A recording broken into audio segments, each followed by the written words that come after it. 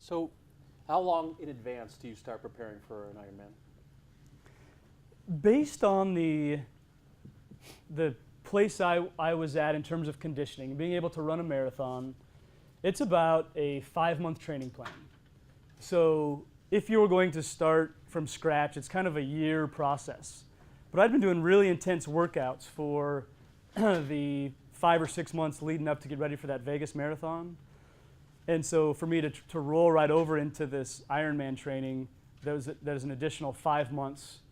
And so January is when I started a pretty intensive program that led up to the event at the end of May.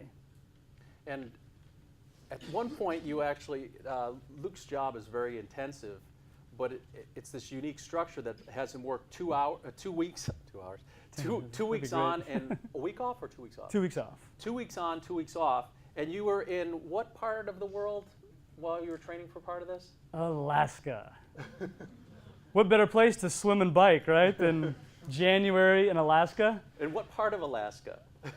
So at this time, the consulting project I have right now is with ConocoPhillips, so oil and gas, and they have some facilities in Anchorage, but the project I was working on is where they drill for the oil, which is 300 miles north of the Arctic Circle. So when I was there, it was about 40 below zero. You didn't go outside, and they didn't have pools, inside or outside. So it wasn't, the options were limited. So I spent a lot of time on treadmills. They'd have little, like basically storage sheds with a treadmill and 2 or 3 pieces of workout equipment.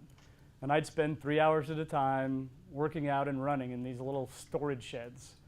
And I'd have to go from storage shed to the main camp, which was 40 below, which seems a lot worse when you're sweating and hot. So, so ideal.